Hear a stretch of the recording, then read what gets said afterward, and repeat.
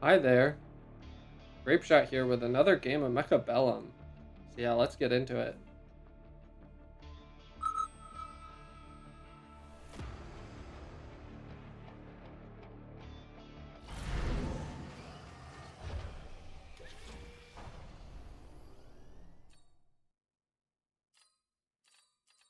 I don't mind this Amp Specialist or this Marksman Specialist.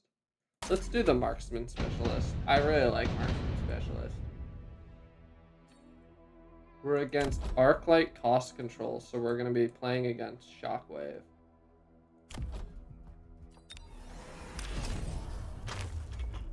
And I think we will probably mirror our opponent. Usually playing mirror matchups into cost control goes pretty well, which is one of the reasons I don't like playing cost control.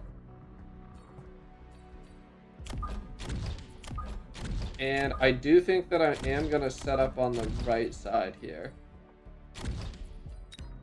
I just think that when my opponent is playing a pretty slow board, they're more likely to set up on the right.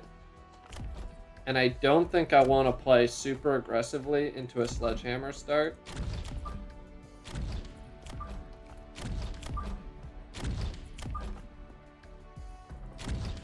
The question is, if I go a Giant, I'm probably going Raiden.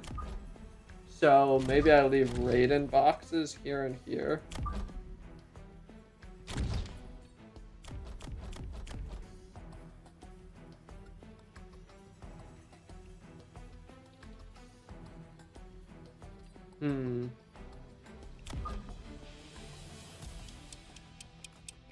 Why don't I do this? If I pop this over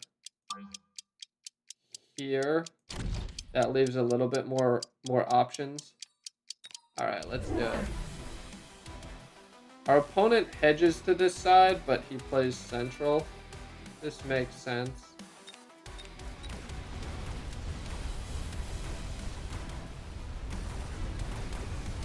I suspect this will be a round victory for us,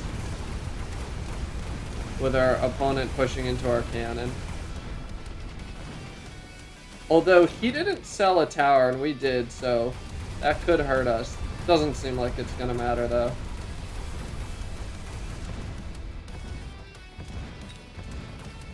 We lose some damage to the anti-armor cannon, but ultimately a pretty resounding turn 1 victory. The Rhino is offered. That's pretty strong against our opponent. The Phantom Ray is also pretty good. Or we just take the 200 net worth. Sabretooth is pretty hard for our opponent to kill, so I'm actually just going to take the net worth. I think it's one of the least counterable options. Knowing that our opponent is likely to go an early Shockwave, I don't want to go too many crawlers in the early game.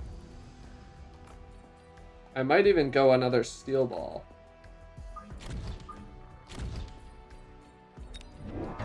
I definitely want an Arclight.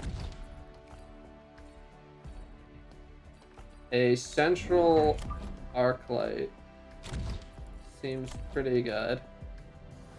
And then just a Steel Ball down on this side.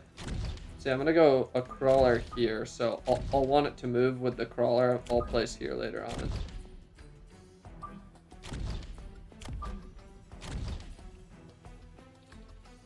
Yeah, that looks pretty good.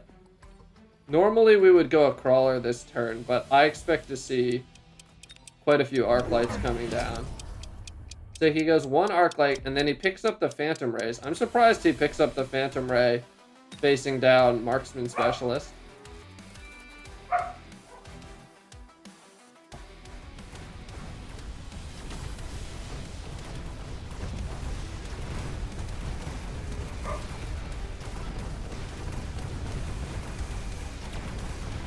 So we'll definitely need to pick up another Marksman for these Phantom Rays. He does run sticky oil on them, so that's something we should watch out for. But we are going to get a victory off of our marksman here. Improved fire system. We don't have anything that we want to play this on, and I'd like to get a tech on our carry this turn, being the early game Arclight carry. So for that reason, I'm just going to pass. Put our marksman here.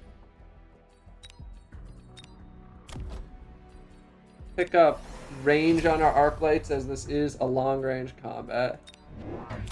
Are gonna need a crawler down on this side.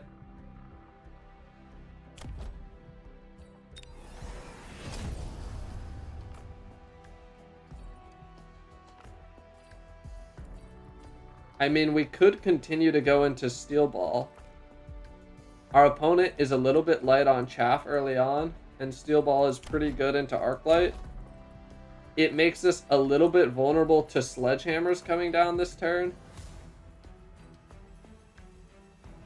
Yeah, I kind of expect the opponent to counter with Sledgehammer sometimes, but honestly, I expect him more often to be going harder into Arclight this turn. So, I'm going to do a little bit of gambling there. So, we get Electrode on this side, but we only have like one unit who has a tech actually disabled by that. And then our opponent is kind of showing a little bit of Wasp carry with like an Armored Phantom Ray to lead it out, which is not particularly scary in a long range engagement, but we do want to respect this play. Does he run shield? He does run shield, but it could definitely be a good Fortress game. I'll want to see what the game gives us for counters to this. We get improved melting point, so like multi-melter Arclight is definitely an option, but we're not going to be doing that when we're going Steel Ball already. So this is looking like just a clear skip for me.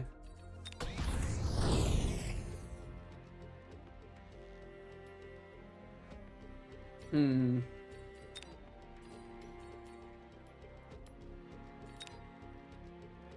do we have for techs here? Not going too much into Crawler from our opponent.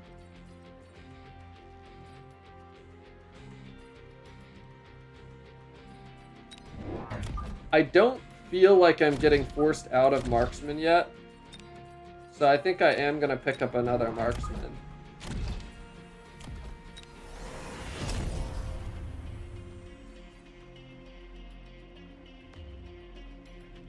We can put a level in this Sabertooth that we're likely to sell as a way to like keep gold on the battlefield that we can then sell out of later on. I mean, you know what? It could definitely just be an anti-air Arclight game.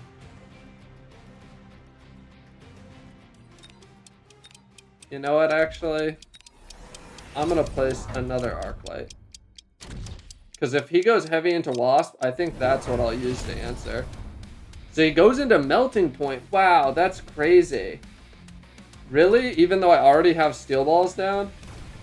I think my opponent might come to regret that decision. Obviously, I kind of ignored the Wasp this turn, but I didn't feel like it was going to be very monetarily efficient to place an answer to that already. I think our opponent is being really greedy, trying to switch into this Melting Point carry here. I mean, now I definitely sell this Sabertooth.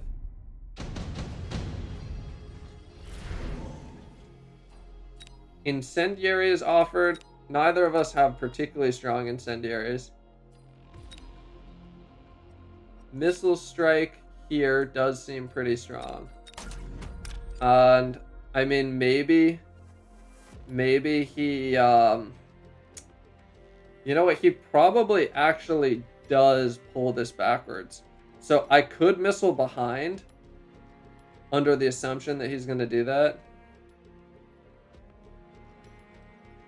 Do I think my opponent realizes? You know what, I think he does. I'm going to missile behind his units, assuming that he's going to pull these back with a mobile beacon. A little bit tricky of a play. I could definitely be making a mistake doing that, but I am comfortable taking that risk. We want to get some more chaff down to give the melting points the respect they deserve. Pick up another arc light to cover our flank here.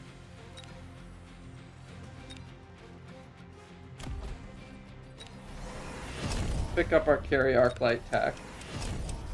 And then I think that we will go a Mustang to answer this. Nope, he did not do it. Okay. Well, we look like a little bit of a fool for that play. But that's okay. I feel generally good about our melting point matchup with our steel ball carry.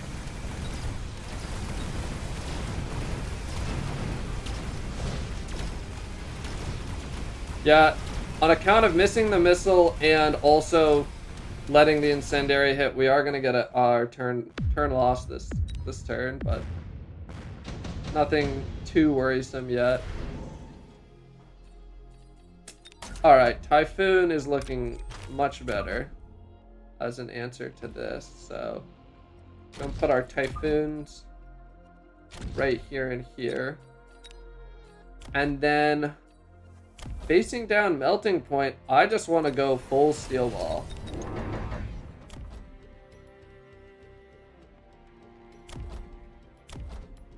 I'm almost considering Kinetic Charge.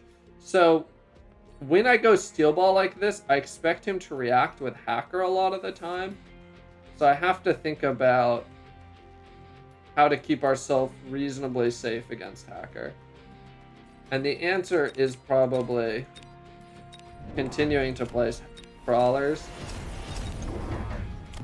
And let's pick up Kinetic Charge.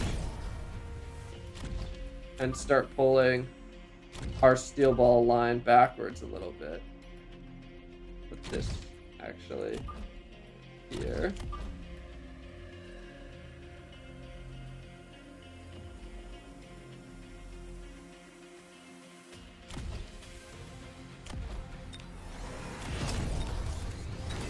Be interested to see. Crawler production Melting Point. Very interesting play. So it's just mass Melting Point Crawler. Very, very cool strategy to play against.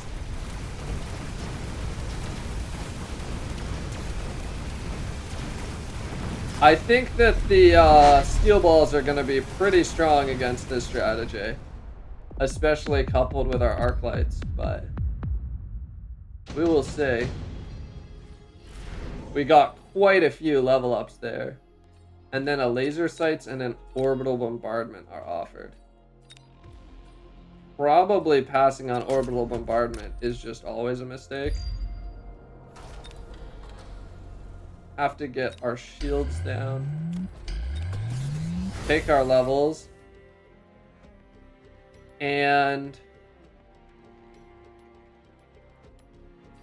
I kind of want to go into Wasp to further insulate us from Hacker. I do feel like I'm still pretty vulnerable to Hacker. Also going more Arc Lights wouldn't hurt. Yeah, actually, let's go more Arc Lights.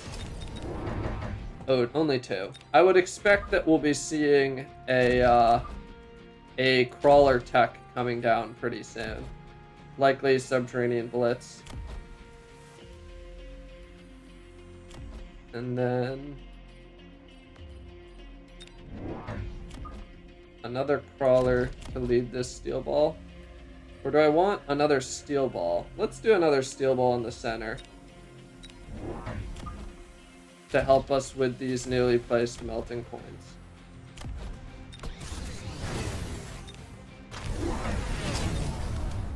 And now Sticky Oil comes out.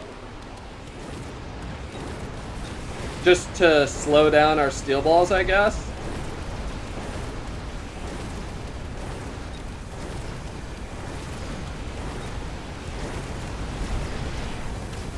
Not super afraid of this sticky oil.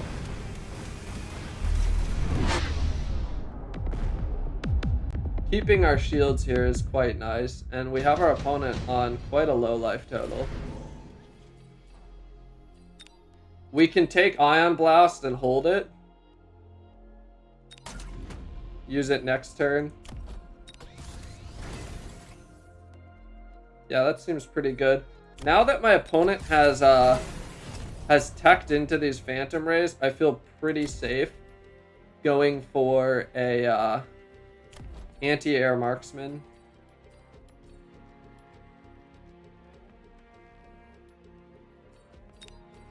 And our opponent is still pretty weak to Crawler, although maybe he makes a fire play this turn.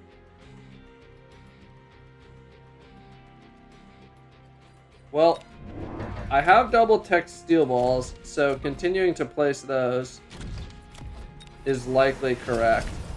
And then I can make a Crawler play next turn. Saving these two. Do I want to shield or anything? I just don't think that in the worst case scenario, my opponent is killing me this turn. So I feel a little bit comfortable passing with extra gold. He goes electromagnetic barrier. I see. Try and remove our steel balls text. Yeah, I'm just going to shield a bunch next turn, I think, and steal a win that way. Our opponent is passing on a lot of very good spells. Honestly, we might just have our opponent anyways.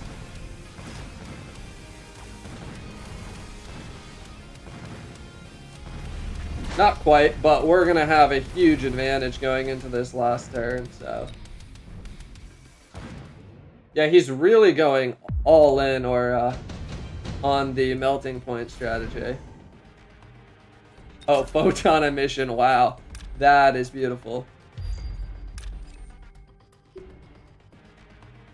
No, we should probably be ioning on this side.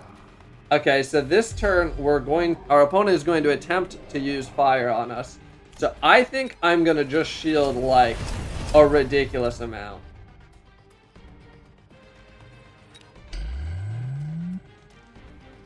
And then I'm gonna place some crawlers to try and protect these shields after the fact.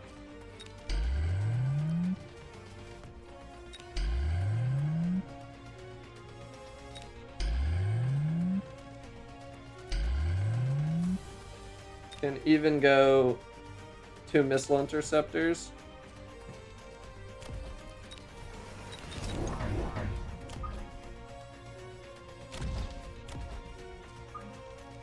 And then these frontline crawlers are just to make it difficult for our opponent to pop these shields early. And then I think, yeah, this is probably our best photon coating we can do. Yeah, and if our opponent finds a way to beat this, I will be very surprised.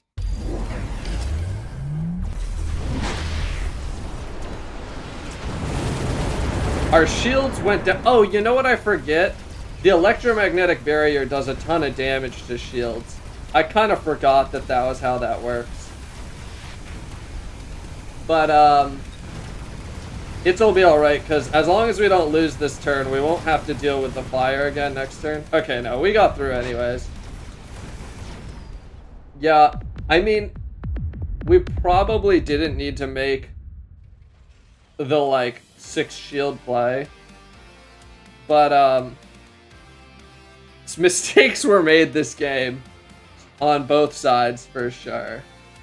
Okay, so important to note, I don't play against this tech very much, so this wasn't on my mind.